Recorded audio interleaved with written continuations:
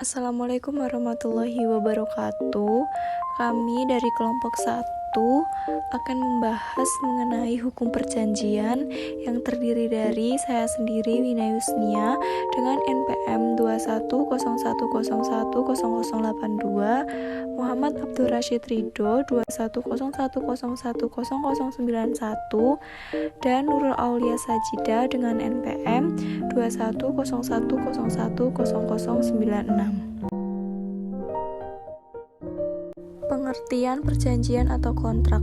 Menurut pasal 131 KUH Perdata, suatu perjanjian itu adalah suatu perbuatan dengan mana satu orang atau lebih mengikatkan dirinya terhadap satu orang atau lebih. Menurut Sujono Dirjosiswiro memberikan definisi kontrak berupa suatu janji atau seperangkat janji-janji dan akibat pengingkaran atau pelanggaran atasnya hukum, memberikan pemulihan atau menetapkan kewajiban bagi yang ingkar janji disertai pelaksanaannya. Menurut Asar, perjanjian itu adalah suatu perbuatan atau tindakan hukum yang terbentuk dengan tercapainya kata sepakat yang merupakan pernyataan kehendak bebas dari dua orang pihak atau lebih, di mana tercapainya kata sepakat tersebut tergantung dari pihak yang menimbulkan akibat hukum untuk kepentingan pihak yang satu dan atas beban pihak yang lain atau timbal balik dengan mengindahkan ketentuan perundang-undangan. Serta yang terakhir, menurut Stephen L. Emanuel, perjanjian itu adalah sebuah persetujuan di mana hukum akan menegakkannya dengan berbagai cara. Perjanjian itu setidaknya harus memuat satu janji komitmen untuk melakukan sesuatu di kemudian hari. Serta istilah kontrak ini juga sering dikaitkan dengan suatu dokumen tertulis yang menyatu dalam persetujuan. Selanjutnya ada aspek-aspek kepastian hukum. Yang pertama, perlindungan hukum itu terhadap subjek hukum kontrak, orang dan badan hukum dari kesewenangan-wenangan subjek hukum kontrak lainnya. Yang kedua, ada subjek hukum kontrak itu harus dapat menilai akibat hukum dari perbuatannya, baik akibat tindakan maupun kesalahan atau kelalaian, sehingga tercipta kepastian hukum yang memberikan jaminan bahwa terhadap kontrak yang dapat dituntut itu dapat dipertanggungjawabkan hukum atas terlaksananya kontrak. Nah, perjanjian itu memberikan fungsi yuridis, yaitu mewujudkan kepastian hukum bagi para pihak yang membuat kontrak, juga bagi pihak ketiga yang berkepentingan terhadap kontrak. Selanjutnya, pentingnya arti kontrak bagi kegiatan bisnis menurut Agus Yudahernoko. Kontrak itu merupakan wadah hukum bagi para pihak dalam menuangkan hak dan kewajibannya masing-masing atau bertukar konsensi dan kepentingan. Yang kedua, sebagai bingkai atau batasan aturan main. Yang ketiga, sebagai alat bukti adanya hubungan hukum. Yang keempat, memberikan jaminan kepastian hukum. Serta yang terakhir, menunjang iklim bisnis yang kondusif atau win-win solution, efisiensi, profit.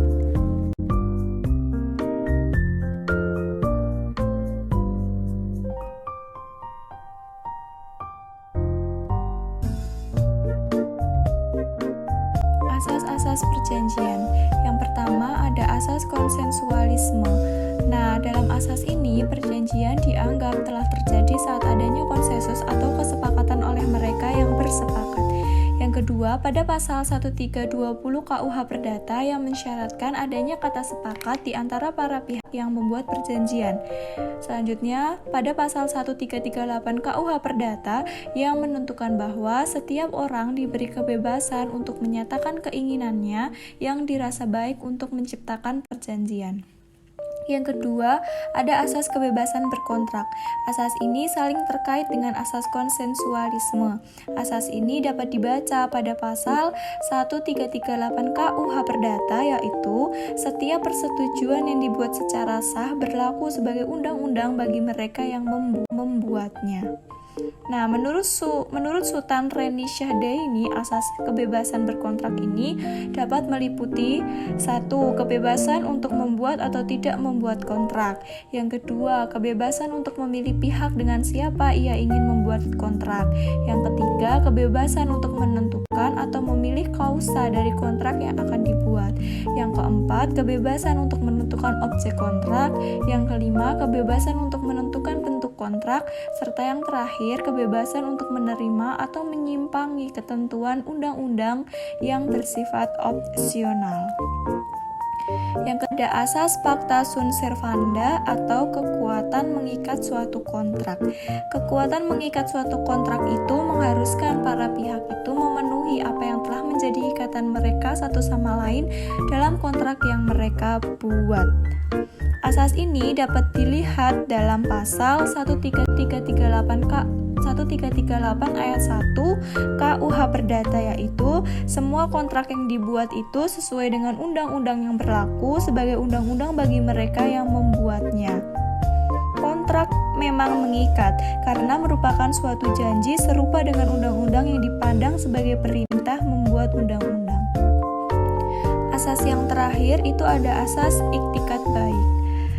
Secara eksplisit, itikat baik itu diwajibkan oleh undang-undang dalam pasal 1338 ayat 3 KUH Perdata, yaitu perjanjian itu harus dilaksanakan dengan iktikat baik.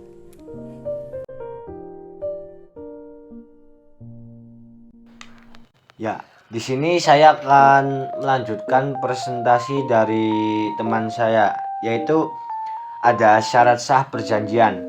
Menurut Abdul Qadir Muhammad, unsur-unsur perjanjian antara lain ada 6, yaitu yang pertama ada pihak-pihak, minimal 2 orang yang terdiri dari subjek berupa manusia kodrati dan badan hukum.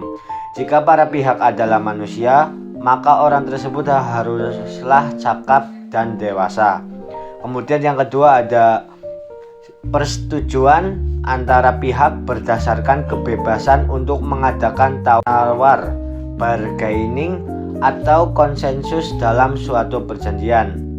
Kemudian yang selanjutnya, satu atau beberapa tujuan tertentu yang ingin dicapai, yang tidak boleh bertentangan dengan undang-undang, ketertiban umum, kebiasaan yang diakui masyarakat, dan kesusilaan. Yang keempat, ada prestasi yang harus dilaksanakan oleh satu pihak dan dapat dituntut oleh pihak lainnya. Begitu juga sebaliknya. Yang kelima, ada bentuk tertentu yang dapat dibuat secara tertulis dalam suatu akta autentik maupun di bawah tangan, bahkan dapat dibuat secara lisan.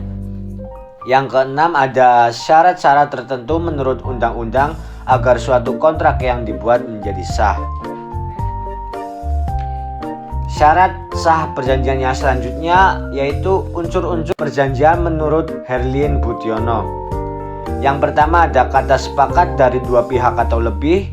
Yang kedua, kata sepakat yang tercapai harus bergantung kepada para pihak. Yang ketiga, keinginan atau tujuan para pihak untuk timbulnya akibat hukum. Yang keempat, hukum untuk kepentingan pihak yang satu dan atas beban yang lain atau timbal balik. Yang kelima, dibuat dengan mengindahkan ketentuan perundang-undangan. Unsur kata sepakat berarti bahwa perjanjian hanya dapat timbul dengan adanya kerjasama yang dibangun oleh kerjasama yang dilakukan oleh 2 orang atau lebih dalam perjanjian. Kata sepakat tercapai jika pihak yang satu menyetujui apa yang ditawarkan oleh pihak lainnya. Kemudian perjanjian itu memunculkan akibat hukum, yaitu kewajiban-kewajiban para pihak. Akibat hukum tersebut dilakukan untuk kepentingan para pihak.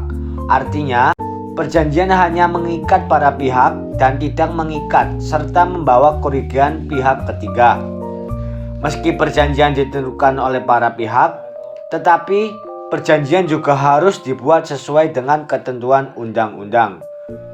Kemudian, menurut Elmer Don dan Carles Foster, maksud para pihak menuangkan prosedur dan syarat-syarat mengenai hal-hal yang ditransaksikan dalam sebuah kontrak antara lain mereka bermaksud: 1. Menyediakan bukti tertulis mengenai transaksi yang mereka lakukan.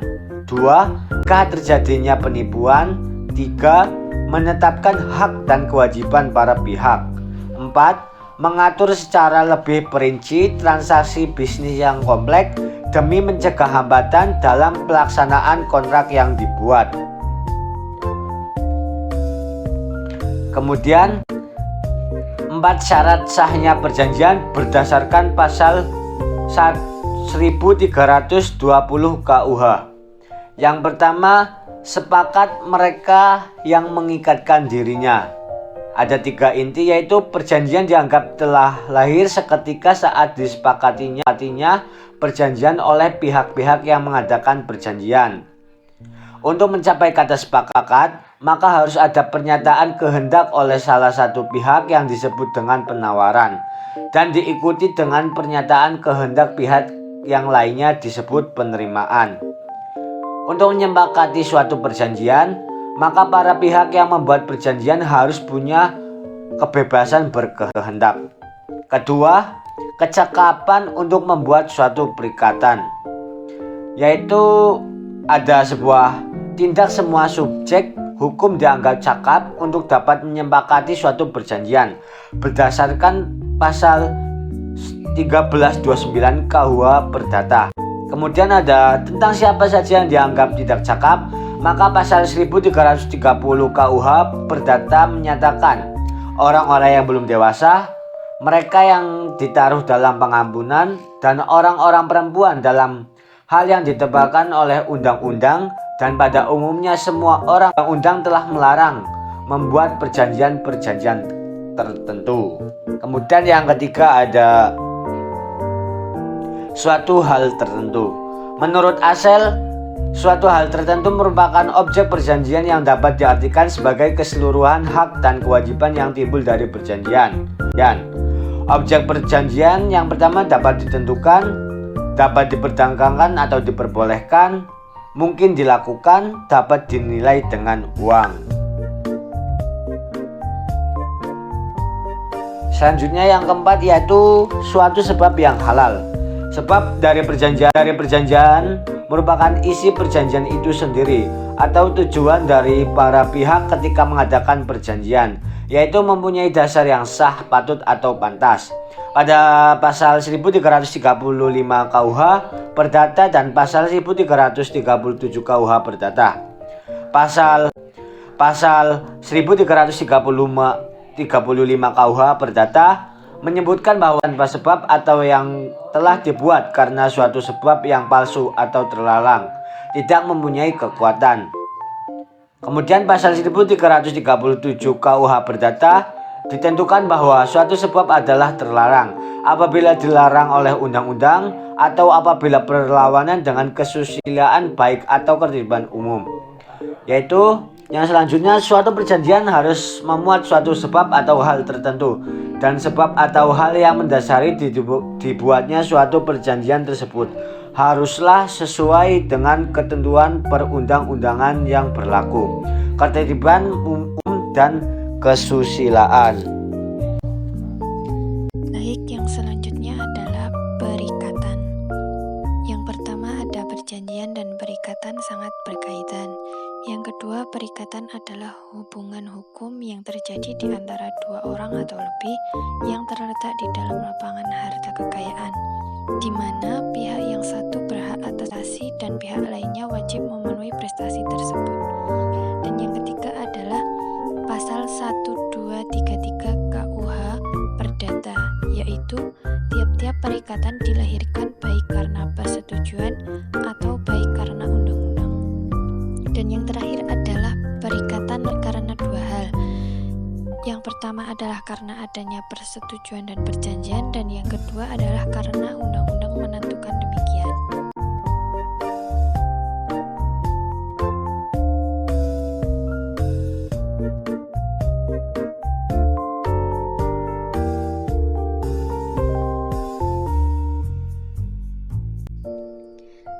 Yang selanjutnya adalah prestasi dan wan prestasi.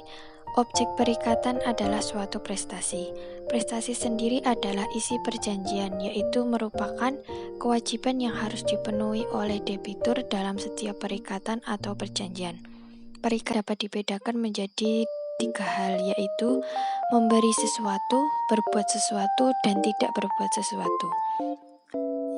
Yang selanjutnya yaitu wan prestasi adalah hal yang berlawanan dengan prestasi, yaitu suatu keadaan tidak dipenuhi prestasi atau kewajiban oleh debitur dengan kesepakatan yang telah dibuat. Menurut Subekti, terdapat 4 keadaan wan prestasi, yaitu 1. Tidak memenuhi prestasi. 2. Memenuhi prestasi tetapi terlambat. 3. Memenuhi prestasi tetapi tidak sebagaimana yang dijanjikan, atau memenuhi prestasi tidak baik. Dan yang terakhir, melakukan sesuatu yang menurut perjanjian tidak boleh dilakukannya. Jika debitur wan prestasi, maka terdapat konsekuensi yang harus ditanggung oleh debitur, yaitu debitur diharuskan membayar ganti rugi. Yang kedua, dapat diminta pembatalan perjanjian oleh kreditur melalui pengadilan.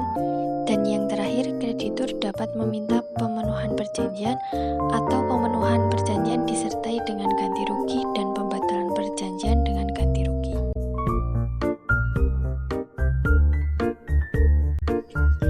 Yang selanjutnya, mengapa perikatan dihapus? Menurut ketentuan pasal 1381 KUH Perdata, hapusnya perikatan terdapat keadaan-keadaan yang dapat mengakibatkan hapusnya suatu perikatan. Antara lain, yang pertama 1. Karena pembayaran. Yang kedua, karena penawaran pembayaran tunai diikuti dengan penyimpanan atau penitipan. Yang ketiga, karena pembaruan utang. Yang keempat, karena penjumpaan utang dan kompensasi. Yang kelima, karena pencampuran utang. Yang keenam, karena pembebasan utang. 7. Karena musnahnya barang yang terutang. Yang kedelapan, karena kebatalan dan pembatalan. Yang kesembilan, karena berlakunya syarat batal. Dan yang ke-10 adalah karena lewat waktu. Yang selanjutnya, mengapa perikatan terima dihapus? kasih Menurut atas ketentuan perhatiannya. pasal 1381 Apakah ada yang ingin Perdata, ditanyakan? hapusnya perikatan terdapat Baik, terima keadaan-keadaan